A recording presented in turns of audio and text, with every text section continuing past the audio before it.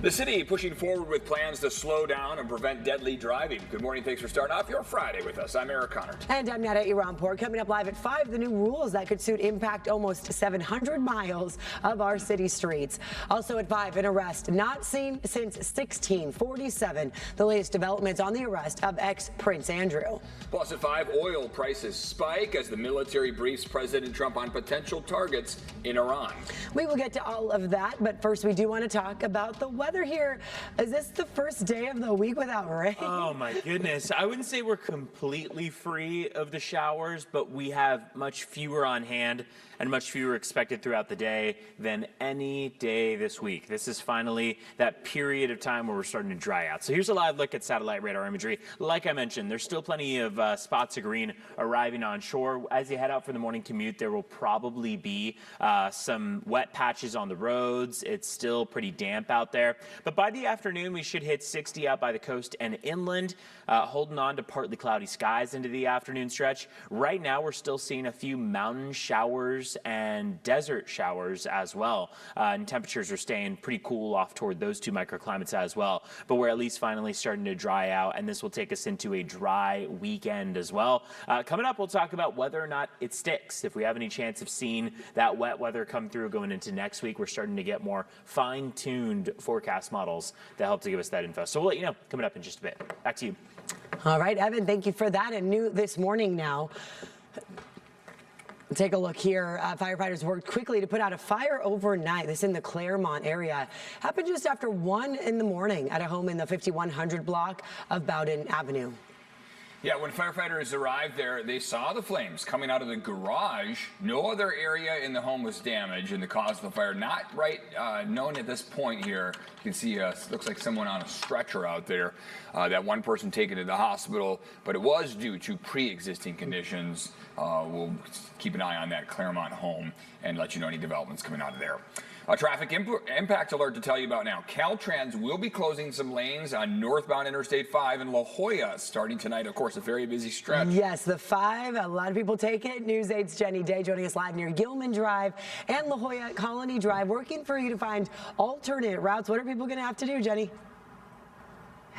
Yeah, good news is that you do have options. Crews are gearing up here this morning, getting prepared for this project just off the freeway. But I want you to know that all lanes of traffic will be open during the day. It will, however, go down to just 1 lane of traffic overnight on the 5 North. So 3 of the 4 lanes on that northbound side of the 5 will be closed tonight and tomorrow night.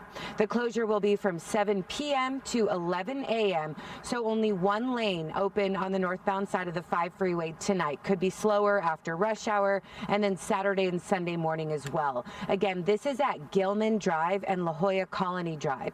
Caltrans tells us they have worked closely with the contractor to minimize traffic, but that they also do need to safely get some bridge work done. It's all part of a $1.6 billion project. You may remember another portion of the 5 was shut down in December. Really snarled traffic near the beach, so you have been warned.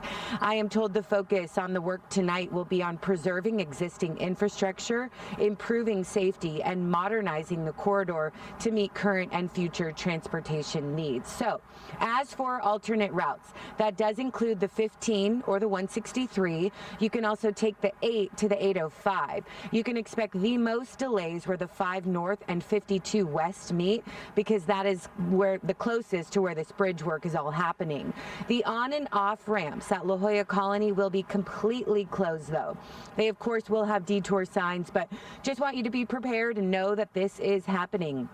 Caltrans actually already has message boards out here to give drivers a heads up. But to recap, there will always be at least 1 lane open, but overnight tonight and tomorrow here in La Jolla just may be a little bit slower. Also, I'm being told that if you live around here, you can expect construction noise and those big bright lights again in the next 2 nights. And finally, a reminder, they just want us to tell you to be work zone alert, as they call it. That, of course, means just to go slowly through here, give them some space. Again, these guys are working on the freeway on these overnight hours to hopefully help improve our roads and bridges. So stay safe out there. We are live this morning from La Jolla. Jenny Day, News 8.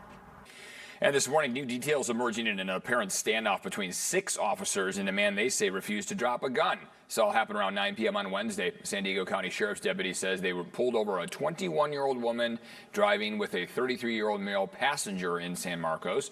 A San Diego police statement says the deputy noticed damage to the car's steering column and apparent discrepancies between the car's license plate and DMV records. The deputy called for backup. 4 other deputies and a nearby Palomar College officer arrived. San Diego police say they were able to get the driver out of harm's way before the man rolled up his window and grabbed a semi-automatic handgun. We spoke to a witness who did not want to be identified. There were quite a few officers negotiating with the front right male passenger to put the gun down. Don't do it. It's not worth it. The man died at the scene. San Diego police are leading the investigation, and this morning they have not yet said if they recovered the weapon from that vehicle. And now this morning, tensions between the U.S. and Iran remain high as Iran seems unwilling to meet U.S. demands to give up its pursuit of nuclear weapons.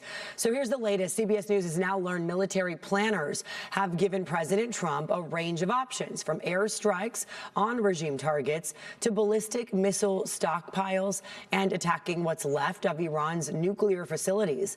The White House believes Tehran still has hundreds of kilograms of enriched uranium and intends to build a nuclear weapon.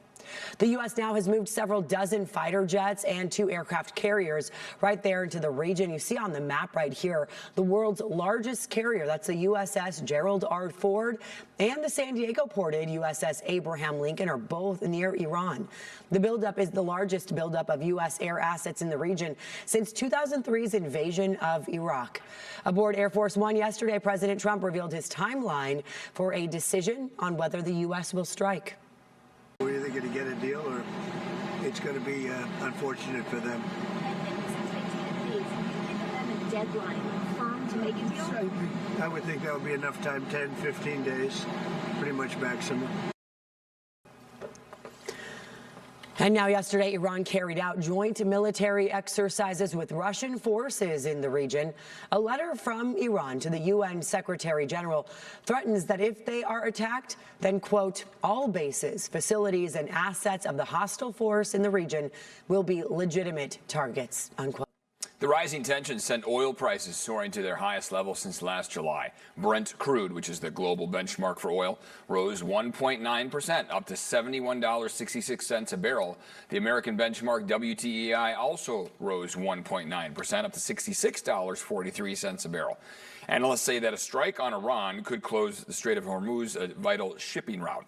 Roughly 20 million barrels of oil, about 1/5 of the global supply, pass through the strait every day. This morning, the national average price for a gallon of regular is now $2.93 a gallon, of course, way higher here.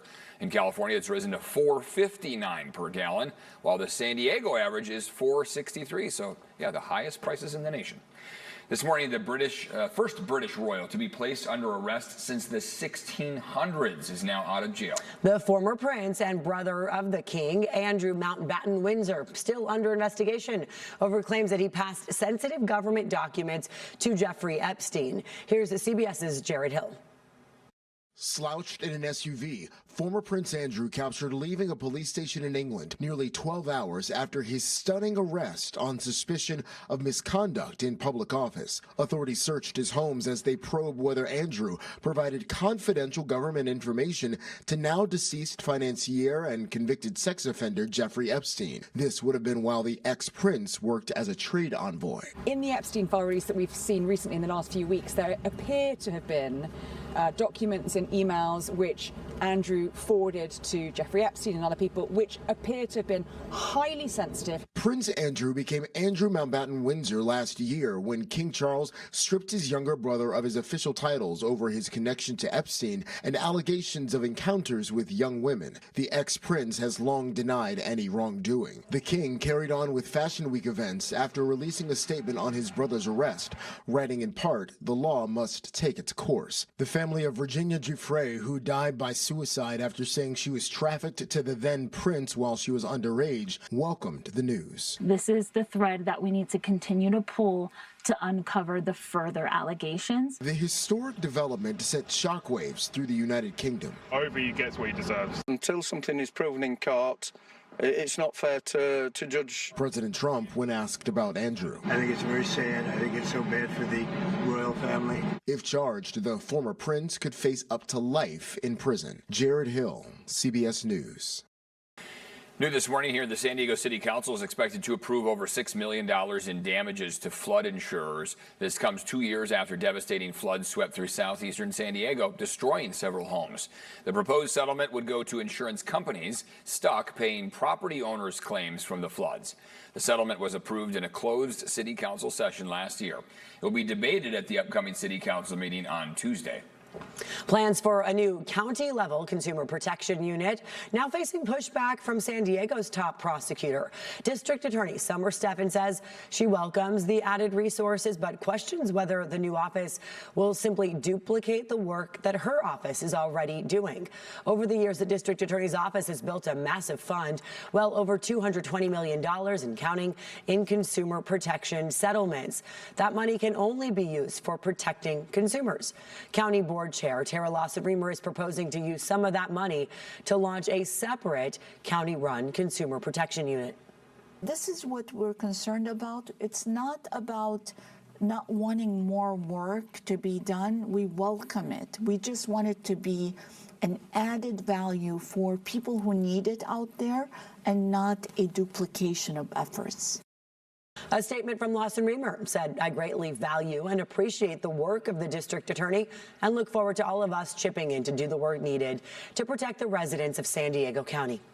A new plan to slash speeds on some of San Diego's most dangerous roads has passed committee and now heads to a full council vote. If approved, Councilman Stephen Whitburn's plan classifies about 20%, just shy of 700 miles of city roads as safety corridors. Now, those are high pedestrian areas or streets with higher concentrations of fatal and serious injury crashes.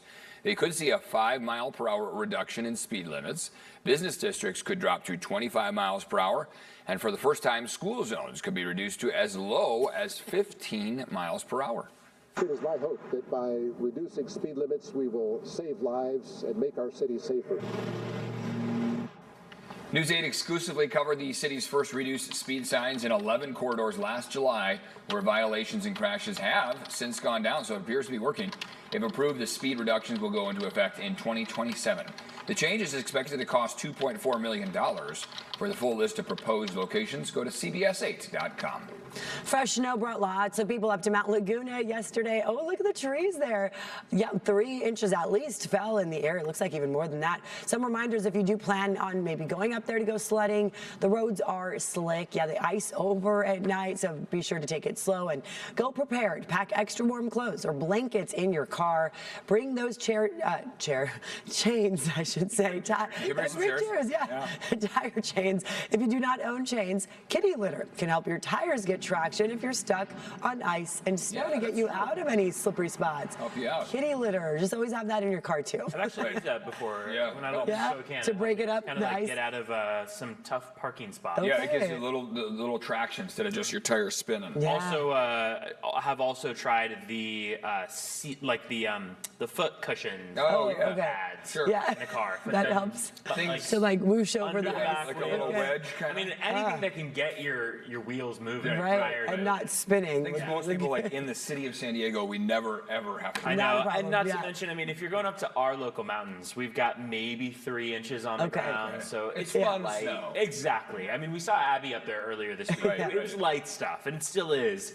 We expect that for the remainder of the day, a lot of that snow might stick around as temperatures stay on the cooler side of average. But through the weekend, especially going into early next week, there's a pretty good potential that those fresh handful of inches start to melt off as temperatures toward our mountains climb to the 70s. In the meantime, though, today, sticking with 45 degrees. 60 on our inland valleys. Same goes for the coastline, partly cloudy skies. We've got 4-day rain and snow totals that are very impressive. Now, Take a look. 2 inches, upwards of 2 inches in Carlsbad, in Miramar, in Santee, Escondido, over 2.5 inches. Ramona's near 3 inches. Alpine got over 3 inches, and Pine Valley over 4 inches.